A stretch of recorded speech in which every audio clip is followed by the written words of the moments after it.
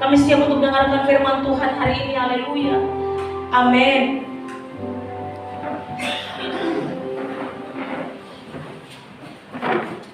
Ya, shalom Bapak Ibu Saudara. Ya, puji Tuhan hari ini kita bisa bersama-sama berkumpul tempat ini. Dan sebuah hari yang luar biasa, sebuah hari yang spesial di mana kita memperingati 77 tahun sudah Tuhan menyertai perjalanan bangsa Indonesia. Tadi kami menyiapkan kostum dari rumah, sudah pakai putih merah, sengaja sama si Ben sama Bapak Siti. Ternyata ada sebuah keluarga yang lebih maksimal lagi ternyata pakai kostumnya. Tapi nanti kita lihat siapa yang akan jadi pemenang untuk hadiah surprise hari ini. Mari sama-sama kita akan belajar firman Tuhan, Bapak Ibu Saudara, tentang bagaimana kita untuk bisa survive, untuk bisa kuat dalam tekanan hidup, dalam mengatasi tekanan hidup. Kita buka kitab kita dalam 2 Korintus pasal yang keempat. Dalam 2 Korintus pasal yang keempat ayat yang ke-7 sampai ayat yang ke-10.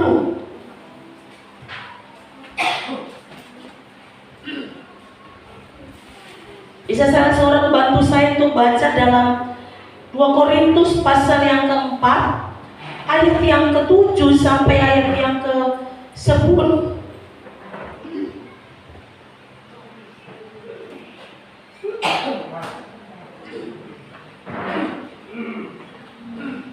Tetapi harta ini kami punyai dalam bejana tanah liat, supaya nyata bahwa kekuatan yang melimpah-limpah itu berasal dari Allah, bukan dari diri kami.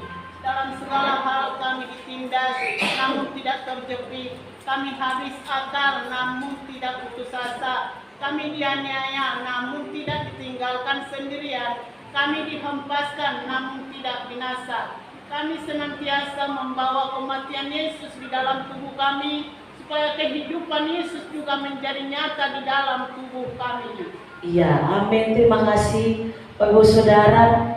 Nah, tadi saya bilang tema firman Tuhan hari ini adalah tentang bagaimana cara kita mengatasi tekanan hidup. Seperti yang tadi sudah dibaca, bagaimana jemaat di Korintus mengalami banyak sekali aniaya, banyak sekali penderitaan. Namun firman Tuhan yang kita baca bilang bahwa ketika tekanan datang, ketika aniaya datang, penderitaan itu datang, justru membuat jemaat di Korintus semakin kuat di dalam Tuhan. Karena ketika kita mengalami penderitaan, justru kita akan melihat bagaimana karya Allah, kita mengizinkan karya Tuhan bekerja. Lewat penderitaan, lewat tekanan yang kita alami, yang Tuhan izinkan terjadi, justru itu membuat kita membuka karya Tuhan dalam hidup kita, Bapak Ibu Saudara. Kemudian saya belajar arti daripada tekanan hidup. Jadi tekanan hidup adalah sesuatu yang terjadi akibat timbulnya perubahan dalam kehidupan.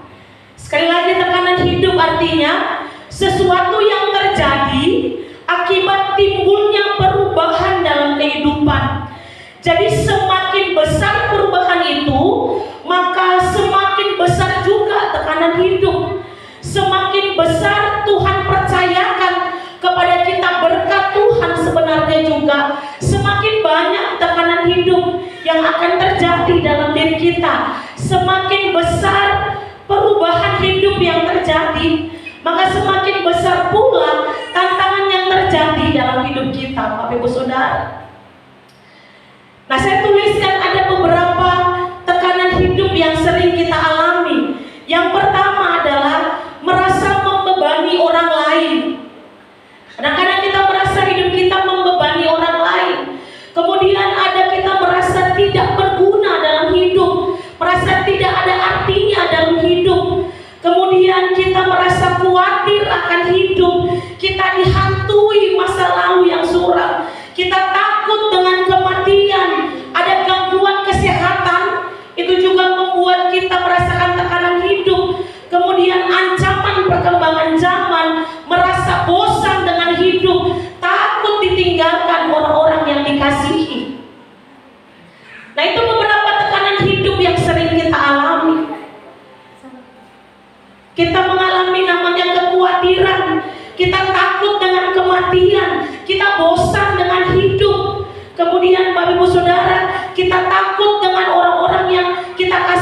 akan meninggalkan kita. Kita khawatir, kita takut akan segala sesuatu. Dan itu membuat pressure, dan itu membuat kita rasanya tertekan dalam hidup.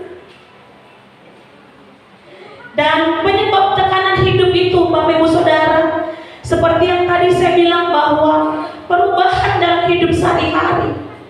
Contoh misalnya dari anak muda selesai sekolah, selesai tamat sekolah atau tamat kuliah, wisuda, ada tekanan hidup kan Bapak Ibu, mau kerja di mana, mau cari kerjaan apa.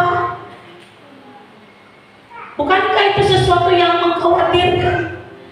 Dari single yang tadinya hidup sendiri single, kemudian double menikah, punya anak, ada tekanan hidup lagi di situ.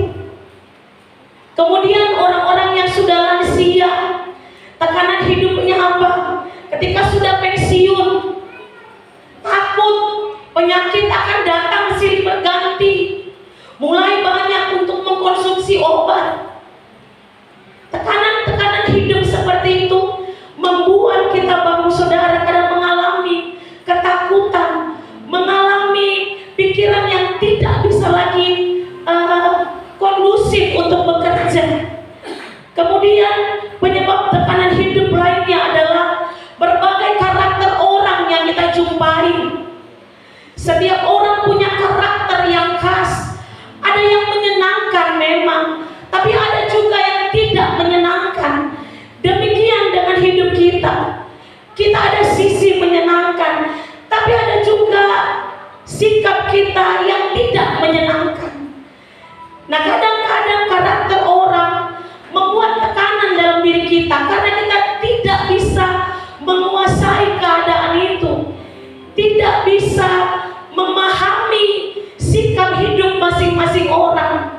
Mungkin kita mau semua orang bikin kita senang, tentu tidak bisa, Bapak Ibu Saudara. Saya nggak bisa buat semua Bapak Ibu Saudara senang sama saya. Saya pun nggak bisa buat senang semua jemaat Tuhan, nggak bisa. Tentu semua orang punya karakter hidup yang berbeda-beda. Saya cenderung orang yang tidak pintar untuk basa-basi. Kalau orang bilang banyak sekali tentang saya ini, Bapak Ibu Saudara, saya orang yang paling sombong yang ada di tengah-tengah bumi ini mungkin, karena saya memang gak bisa basa-basi. Saya sulit sekali untuk memulai percakapan. Saya tidak gampang untuk bisa cair dengan orang-orang gitu. Makanya saya orang yang tidak bisa untuk jadi pelayan Tuhan, tim visitasi.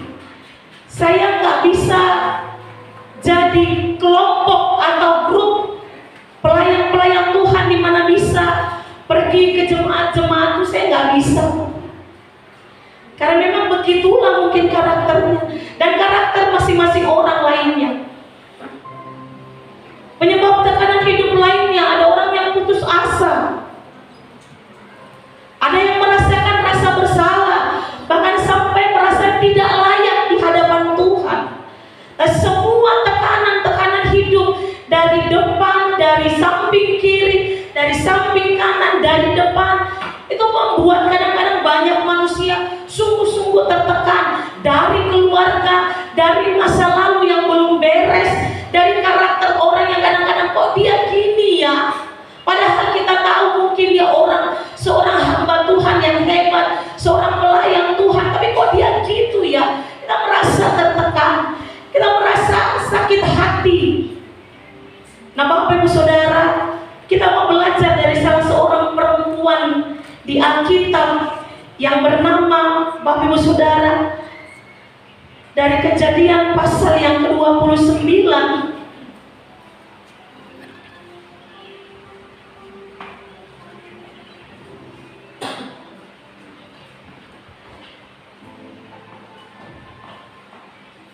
Dari Kejadian pasal yang ke-29, kita akan belajar bagaimana kuat dalam tekanan. Seorang perempuan yang luar biasa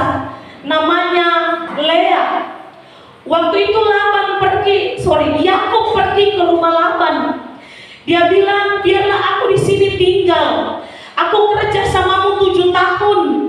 Tapi kasih ya anakmu nanti yang paling cantik, yang namanya Ribka itu sama aku. Kata Laban, oke, kerja kamu 7 tahun di sini, aku kasih anak perempuanku sama aku. Lalu 7 tahun selesai, kata Yakub, tiba waktunya untuk kamu memberikan anak perempuanmu sama aku, kata Yakub. Nah, kebiasaan orang zaman dulu, waktu mau menikah, itu hanya mata saja yang kelihatan, Bapak Ibu. Tidak diperlihatkan wajah. Kemudian kebiasaannya juga bahwa orang-orang yang menikah buat pesta, mereka akan mabuk oleh anggur. Jadi mereka tidak akan tahu siapa perempuan. Kemudian ternyata apa yang dilakukan Laban? Laban memberikan Lea anak perempuannya, yang menurut Alkitab katakan Lea itu bukan orang yang cantik, bukan perempuan yang cantik. Matanya Alkitab bilang tidak berbinar seperti Ribka anak perempuannya. Lalu pagi-paginya bangunlah Yakub, dia marah. Loh, kenapa kamu kasih Lea bukan Ribka sama? Bayangkan Bapak Ibu Saudara, betapa tertekannya sebenarnya Lea. Dia tahu bahwa dalam keluarga, dalam lingkungan, dia seperti perempuan yang sangat tidak dipentingkan karena tidak cantik secara paras, Bapak Ibu. Kemudian ketika harusnya pernikahan itu menjadi sesuatu yang menyenangkan, malah itu menjadi sesuatu yang menyakitkan bagi dia. Suaminya tidak mau sama dia.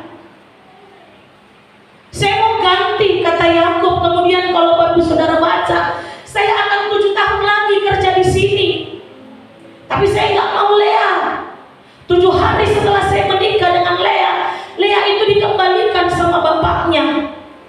Dia nggak mau lagi hidup sama Lea. 7 tahun kemudian dia kerja lagi, kemudian dia menikahlah dengan Ribka. Kita lihat Bapak Saudara, tekanan yang dialami oleh seorang perempuan.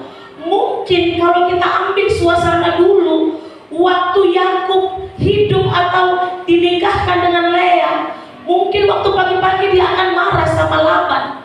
Loh, bapak kok kasih perempuan yang tidak cantik sama aku? Mungkin di sebelahnya Lea dengar apa yang Yakub bilang, betapa sakitnya seorang perempuan ketika dikatakan tidak cantik, tidak berbinar matanya, banyak kekurangan. Tekanan yang dialami seorang perempuan, seorang yang bernama Lea, dia dibandingkan dengan saudaranya yang namanya Ribka. Bukankah kita adalah orang yang paling sakit hati ketika kita ada perbandingan antara yang satu dengan yang lain, apalagi perempuan? Bagaimana mungkin, coba bayangkan Bapak Ibu, ketika suami kita bilang bahwa ada orang lain yang lebih cantik dibanding kita, orang yang sudah dinikahinya. Oh, mungkin bukan lagi piring yang terbang, mungkin seng pun bisa terbang dari rumah, bukan? Maksud kantor tetap lebih cantik dibanding yang lain. Pasti. Tidak ada duanya. Burung manalu gitu. Iya. Nah, Bapak Ibu Saudara, itu yang dialami oleh Lea, mendapat tekanan hidup yang luar biasa. Namun kalau kita baca di ayat selanjutnya, Bapak Ibu Saudara, mulai dari ayat 35 nanti kita baca bagaimana cara Lea mengatasi tekanan hidupnya adalah mengatasi tekanan hidup. Yang pertama, Bapak Ibu Saudara, Lea memiliki pengharapan yang tepat. Mari kita baca di ayat yang 35, atau saya baca di ayat yang ke-35. Mengandung pula ia, lalu melahirkan seorang anak laki-laki. Maka ia berkata, sekali ini aku akan bersyukur kepada Tuhan. Memang waktu itu Lea 4 kali melahirkan.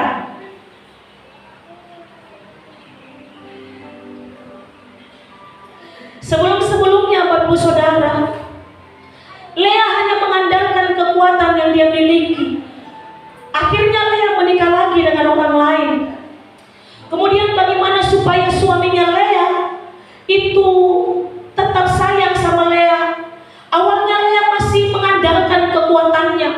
mengandalkan apa yang dia punya.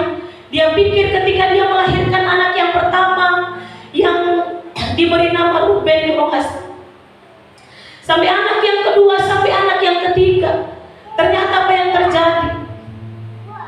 Suaminya juga tidak begitu mengasihi Lea. Sampai ketika Lea melahirkan anak yang keempat, dia sadar bahwa ternyata yang dia andalkan selama ini, kekuatannya, anak yang dia lahirkan itu nggak bisa.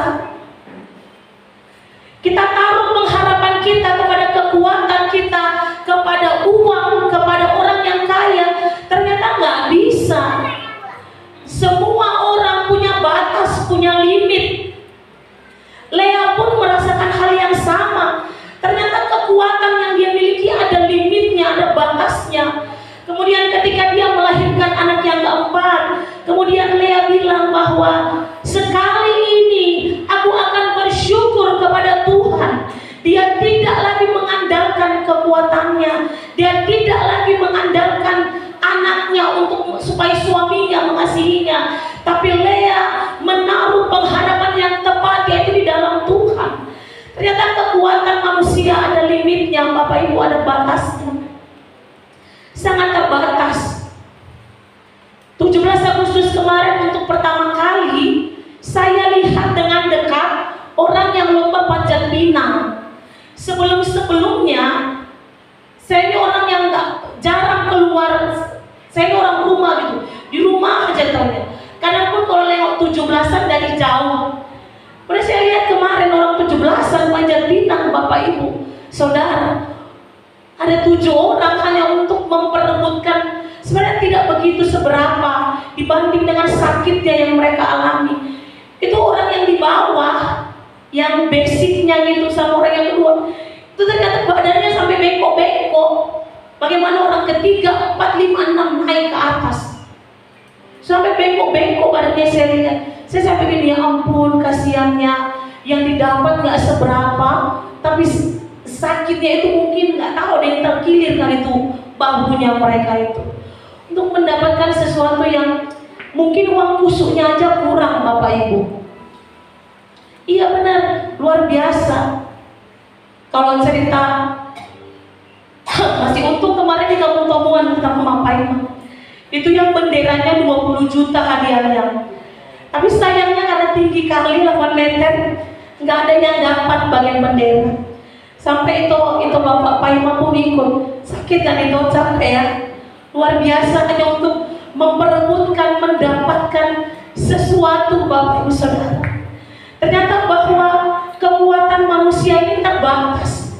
Sekalipun dia orang yang punya uang banyak, sekalipun dia orang yang punya jabatan besar, semuanya terbatas. Jadi jangan taruh harapan kita kepada manusia.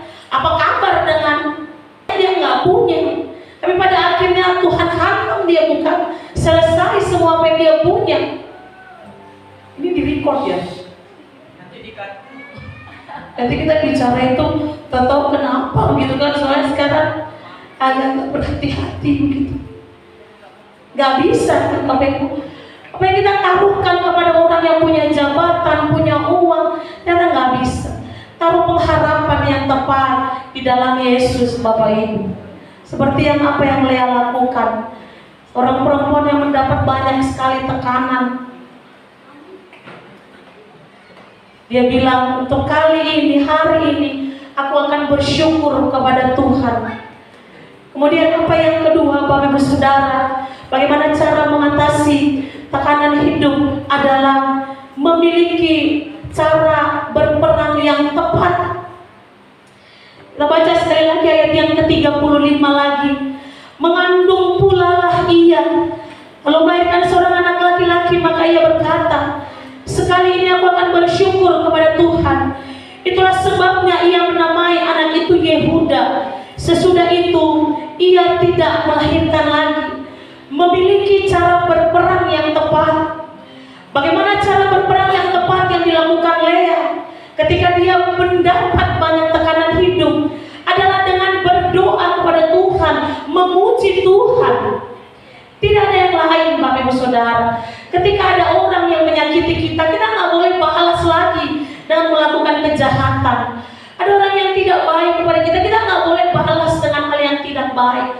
Berdoa kepada Tuhan. Ketika Tuhan yang turun tangan, Bapak Saudara, itu bisa selesai segala sesuatu. Jadi miliki cara berperang yang tepat.